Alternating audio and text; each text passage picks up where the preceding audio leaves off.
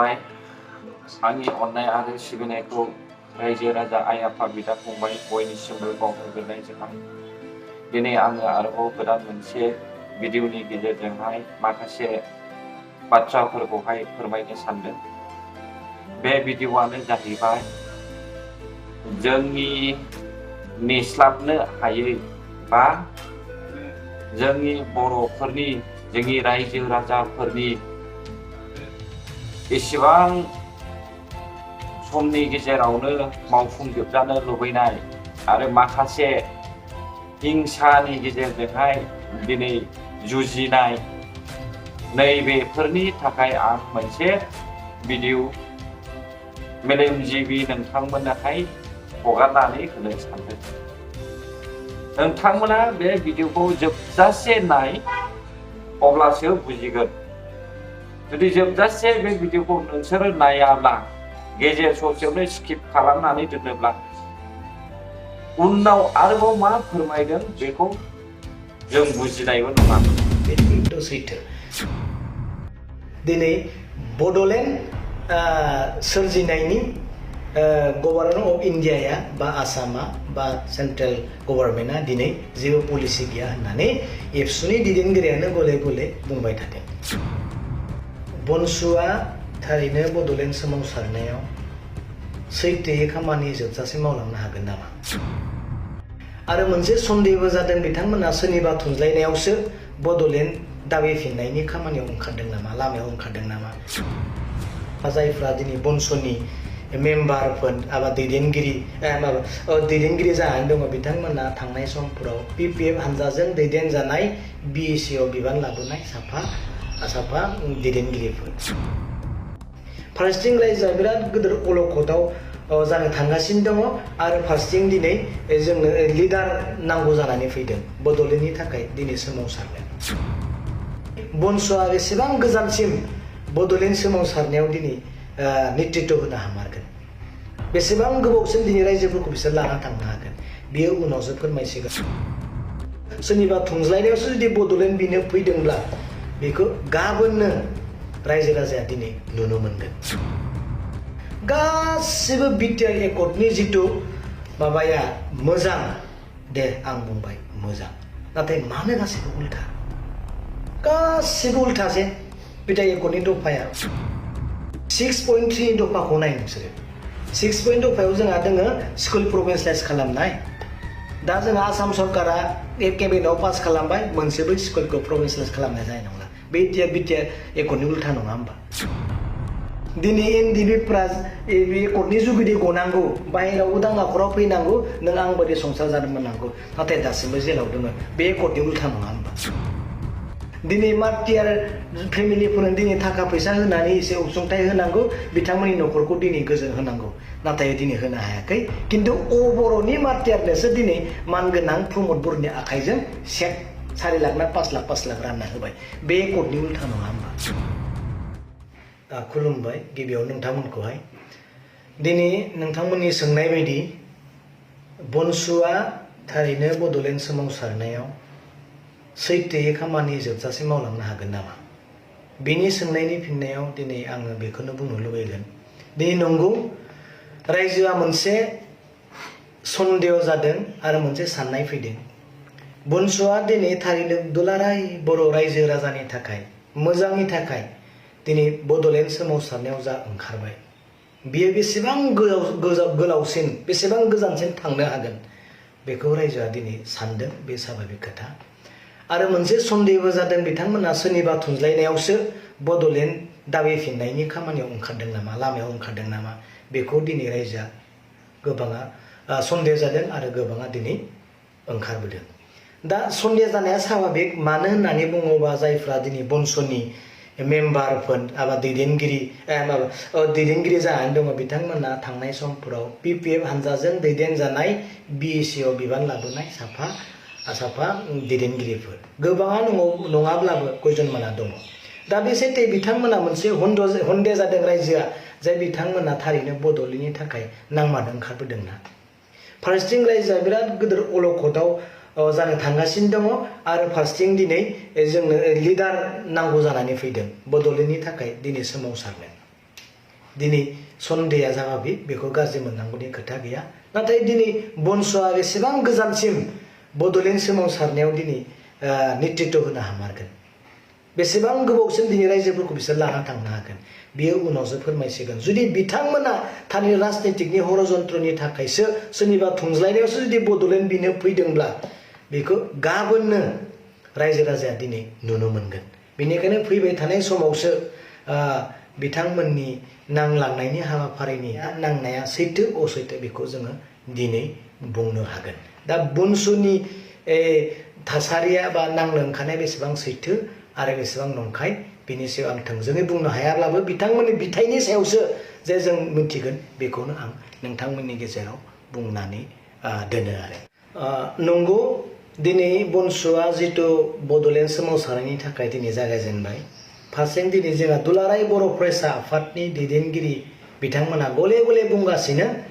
दिनै बिथांमोननि नांनो नाजानाया मिसा बे राजनितिनि हरजन्त्र आरो बेखौबो दिनै बुंबावदों दिनै बड'लेण्ड सोरजिनायनि गभर्नर अफ इन्डियाया बा आसामा बा सेन्ट्रेल गभर्नमेन्टआ दिनै जेबो पलिसि गैया होननानै एबसुनि दैदेनगिरियानो गले गले बुंबाय थादों नाथाय बेखौ बुंनायनि जाहोना मा होनना नोंथांमोननि सोंनायनि फिननायाव आं दिनै बेखौनो बुंनांगोन जिहेथु जोंहा एबसुआबो मोनसे खोथाखौ सैथोयै बुंदों जे थांनाय 2020आवसो बिटिआर एकर्ड खालामबाय एकर्ड खालामनायनि उनाव गासैबो दफाया जे सानसेयाव जाफुंनांगौ बेबो नङा बेथ' एकदम सैथो बोसोरसे बोसोरनै बोसोरथाम बोसोरब्रै बोसोरबा दिनै लालांनो हागौ जुदि बोसोरबा जायैनि आगोलावनो जुदि दिनै बड'लेण्डनि थाखाय जुदि सोरबा नांनो ओंखारबोयोब्ला एबसुनि सायाव बै जायफ्रा दिनै जाय सरकारा दिनै बिटिआर बिथांमोना एबसुनि सायाव मोनसे नोजोरा गोग्लैगोन जिहेतु एबसुआनो जाथिनि सिंस्रि दे माबोरै एकर्ड खालामनायनि बोसोरसे बोसोरनैनि उनावनो बोरै बड'लेण्डनि थाखाय नांफिननो मोनखो रायजोखौ नोंथांमोना कन्ट्रल खालामनो हायाखै नामा रायजोआ नोंथांमोनजों गैया नामा बे मोनसे साननाय नोजोरा सेन्ट्रेल सरकार आरो आसाम सरकारा बिथांमोननि सायाव नोजोरा गोग्लैगोन बे मोनसे बिराद गिदिर प्रब्लेम जानानै दङ बिनिखायनो बिथांमोना नेनो होदों बेबो थिग दिनै जाफुङा गाबोन जाफुंगोन गाबोन जाफुङा समफोर जाफुंलांनो हागौ बे खोथायाबो सैथो नाथाय मोनसे खोथाया दिनै जोङो साननो गोनां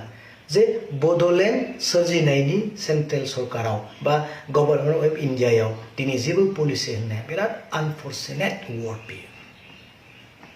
दिनै बै समाव जा थैनानै थांबाय उपेन्द्रनाथ ब्रह्मआ उपेन्द्रनाथ ब्रह्म बिथाङा बुंलांदोंमोन नामा थैनायनि सिगां सोरनिबा खोमा सिङाव दिनै बर्तमान किन्तु बड'लेण्ड सेपारेट स्टेट सोरजिनायनि जेबो पलिसि गैथ'वा नोंथांमोना अब्लाबो रायजोखौ थखायनानै बड'लेण्ड जोङो सोरजिनो जोङो आगान सुनि होननानै नोंथांमोना बुंलांबाय था होननानै उपेन्द्रनाथ ब्रह्म बिथाङाथ' दिनै बुंलाङाखैमोन अब्ला दिनै नाय उपेन्द्रनाथ ब्रह्म बिथाङानो जुदि बै समाव जुदि बुंलांखानायमोनब्ला आलादा खोथा नाथाय टटेलि दिनै बड'फा जिथु उपेन्द्रनाथ ब्रह्मआ बुंलांनाय बिनिफ्राय नेगेटिभ जादों दिनै सोरनिबा रावा नोंसोर सिन्था खालामना नाय दे बड'लेण्ड सेपारेट स्टेट दानायनि जेबो पलिसियानो गैयाब्ला उपेन्द्रनाथ ब्रह्मनि बै समनिफ्रायनो अब्ला उपेन्द्रनाथ ब्रह्मआ दिनै रायजोखौ दिनै खौसे खालामनायनि थाखाय बड'लेण्ड सेपारेट स्टेटनि थाखाय नांलांनायनि गुथै खोथाखौ दिनै सोरनिबा जुगिदि दिनै नंखाय खालामनाय जादों बेथ' बिराद दुखु गोनां दिनै राजनितिकनि नेताया बुंनो हागौ जे बड'लेण्ड सेपारेट दानायनि जेबो पलिसि गैया बे बुंथावना जाथावना पसिबल हाग्रामा महिलारिया बुंनो हागौ प्रमद बर'आ दिनै गादियाव फैनायनि उनाव बुंनो हागौ नाथाय जाहाथे छात्र संगठननिफ्राय बुंनाया बे आनफर्चुनेट जादों बेखौ रायजोफोरा खिन्थु साननानै ला दिनै सों एबसुनि दैदेनगिरि बिथांमोननियावनो सोंदों जे बिटिआर एकर्डनि सिगां बड'लेण्ड सेपारेट स्टेट दानायनि पलिसि दङ ना गैयामोन सोंलाय नों सोंलाय हागोन नोंसोर सोंनो नोंथांमोना सोंलाय खिन्थु दिनै बिटिआर एकर्ड जानायनि उनावसो मानो बड'लेण्ड सेपारेट स्टेट दानायनि जेबो पलिसि गैया होननानै मानो बुंखो बै बोसोरनैनि सिगां दंना गैयामोन सोंलाय नोंसोरो एबसुनि दैदेनगिरिफोरनाव नोंसोर सों हागोन सों बा नोंथांमोना सों जे हाग्रामा महिलारियाबोसो बै समाव बड'लेण्ड सेपारेट स्टेट दानायनि जेबो पलिसि गैया होनदोंमोन सार नोंथां बुंनाय खोथाखौनो दिनै एबसुआ नि दैदेनगिरिया बुंबाय नोंथाङानो फोरोंहैदोंमोन नामा हाग्रामा मैलार बिथांनियाव सोंनो थांलाय नोंथां बुंनाय खोथाखौनो दिनै एबसुआ बुंबाय होननानै सोंनो थांलाय हाग्रामा मैलार बिथांनियाव दिनै प्रमद बर' बिथांनियाव सोंलाय सार नोंथाङाथ' बै समाव बड'लेण्ड सेपारेट स्टेटनि थाखाय नांदोंमोन दा दिनै बनसुआ बड'लेण्ड सेपारेट स्टेटनि थाखाय दिनै दिल्लीयाव थांनो नागिरदों रायजोखौ दिनै हजाब खालामदों नोंथाङा मा बुंगोन ना मानगोनां प्रमद बर'नाव सोंलाय नोंसोरो हागोन सोंलाय आरो बे उपेन्द्रनाथ ब्रह्म सार बिथाङा बुंलांदोंमोन नामा बड'लेण्ड सेपारेट स्टेट दानायनि जेबो पलिसि गैया थैनायनि सिगां सोरनिबा खोमा सिङाव बै समाव दंना गैयामोन दा दंना गैयामोन आरो दा प्रेजेन्टआव दंना गैया हागोन सोंनो सोंलाय नोंथांमोना हायोबा बिराद गिदिर मोनसे उपहार जागोन सोंनो हायोबा दिनै नाय बे हायाव जेसेबांनो गोथौ जावगोन बेसेबांनो आबै आबौनि बेगें हाराखौ मोनगोन बेखौ सोर बुंदोंमोन जेसेबांनो जावगोन बे हायाव एसेबांनो आबौ आबौनि बेगें हाराखौ मोनगोन बेफोर खोथाखौ दिनै रायजोआ बावाखै साधारन रायजोआनो बुंग्रा जाबाय बे खोथाखौ बै समाव नाथाय बे खोथाखौ दिनै बावलांजोब्बाय नामा दाबोथ' जों जेबो मोनाखै दिनै रायजोआ मानो बड'लेण्ड नांगौ होननानै मानो बुंफिननो गोनां जादों गासिबो बिटिआर एकर्डनि जिथु माबाया मोजां दे आं बुंबाय मोजां नाथाय मानो गासिबो उल्था गासिबो उल्थासै बिटिआर एकर्डनि दफाया उल्था मावगासिनो दङ नों नाय 6.3 दफाखौ नाय नोंसोरो 6 दफायाव जोंहा दोङो स्कुल प्रभिन्सियेलाइज खालामनाय दा जोंहा आसाम सरकारा केबिनेटआव पास खालामबाय मोनसेबो स्कुलखौ प्रभिन्सियेलाइज खालामनाय जानाय नंला बे बिटिआर एकर्डनि उल्था नङा होमबा उल्था ना एबा जोङो ट्राइबेलफोरनि हानि मोन्थायखौ होनाय जागोन बिसोरखौ रावखौबो होखारनाय जानाय नङा बिथांमोना हानि मोन्थाय मोननांगौ बिथांमोनखौ होखारोब्ला एकदम मारमान्टिक घटना जागोन होनलायनाय जाबाय दा एकर्डआव जोंहा दोङो ट्राइबेलफोरनि मोन्थायखौ मोननांगौ खिन्थु दिनै होखारगासिनो बर' जातिखौ बर' बिसाखौनो दिनै होखारदों बे एकर्डनि उल्था नङा होमबा दिनै कार्बि आलंनि एसटि बर'फोरनि एसटि होनांगौ होननानै दिनै एकर्डआव फैबाय नाथाय दासिमबो एकर्डआव थानाय खामानिखौ मावफुङा लाखिनो मोनद' हारिनो एसटि होनो थाखाय दिनै जुदा बे एकर्डनि जुगिदि गनांगौ बाहेरावबो दाङाखराव फैनांगौ नों आं बायदि संसार जानो मोननांगौ नाथाय दासिमबो जेलाव दङ बे एकर्डनि उल्था नङा होमबा दिनै मार्टियार फेमिलिफोरनो दिनै थाखा फैसा होनानै एसे अनसुंथाइ होनांगौ बिथांमोननि न'खरखौ दिनै गोजोन होनांगौ नाथाय दिनै होनो हायाखै खिन्थु बर'नि मार्टियारनोसो दिनै मानगोनां प्रमद बर'नि आखाइजों सेक 4 लाख ना 5 लाख रानना होबाय बे एकर्डनि उल्था नङा होमबा दिनै जोंनि गुथै अफिसफोरानो जोंनि गासै कार्यालयफोरानो जोंनि बर' अफिसारजों दिनै बुंफबनांगौ नाथाय 90% गुबुन जाति बे एकर्डनि उल्था नङा होमबा दिनै आरो नों नाय डेभेलपमेन्टनि खामानि हिसाबै जिथु जोंहा बे कारिगावआव फ्लाइअभार बानायनाय आरो गरायसाराव फ्लाइअभार बानायनाय सेन्ट्रेल इउनिभार्सिटि बानायनाय आरो जोंहा बे माजबाद टु हलंगि बे एकर्डआव थानाय जिथु हाइवे बानायनाय आरो सापागुरिनिफ्राय ओरै भुटानसिम थांनाय बेखौ हाइवे बानायनाय बेफोर सब एकर्डआव दंजोबो दा बेफोर खामानिखौ दिनै मावालाखिनो पाग्लादियाव बिराद गिदिर दलं होनाय जासिगोन होननानै आसामनि सिएमआ दिनै बुंना गालांबाय बेबो एकर्डनि उल्था नङा होमबा ना नों एकर्डआव थानायखौनो नोङो मावालाखिनो जुदि एकर्डआव गैयैखौनो मावनाय बे उल्था नङा होमबा बेफोरबायदिनो गासैबो जुदि उल्थाब्ला बेफोर गासैबो खामानिया जुदि उल्था नङा होमबा नामा ना उल्था नङा गासैबो थिग दङ दिनै जोङो गोग्लैनायनि उनाव जों आरो सिखांफिननो हाला होमबा जोंनो सिखांफिननाङा दिनै जोंहा मा जागोन NIT लाबोबाय एकर्डनि नामाव बर्तमान एकर्ड दङ NIT दङ सेन्ट्रेल इउनिभार्सिटि दोङो केन्सार हस्पिटाल दोङो बेफोराव दिनै जोङो 60% 70% जोंनि बर' स्टुडेन्टफ्रा मोननांगौ होनना लिरनाय दंना गैया